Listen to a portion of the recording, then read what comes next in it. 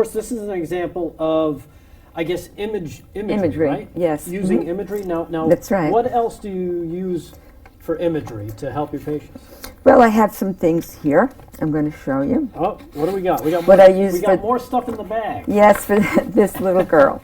I used this story here. It's called Stone Soup. Okay. And it's about these soldiers who came back from war, and they went to a small town, and they wanted something to eat and lodging, but nobody would help them out. Right. So they came up with this idea that they would take some stones, and they would tell the people in the town that they were going to make soup, stone soup. Right. And they went back around to the people in the community, and everybody started to contribute to the soup pot. And then at the end, they had a big celebration. Everybody was so happy, and they got some great lodging out of it. Okay. So what I did with this young girl, here's another picture. Okay. We have here the Stone Soup book.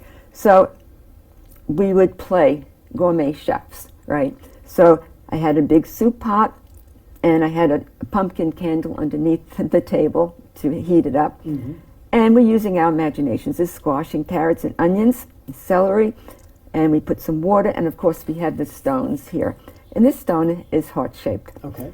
And so we added all these things, and we played in our minds, and we also looked up recipes that she could bring home with her to her siblings, and they made meals, and she began to eat more and more. Just from playing with Stone Soup. Stone Soup, that's exactly.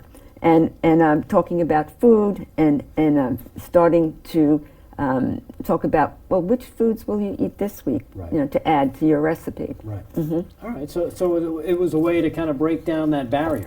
That's right, and to start her on the road to recovery.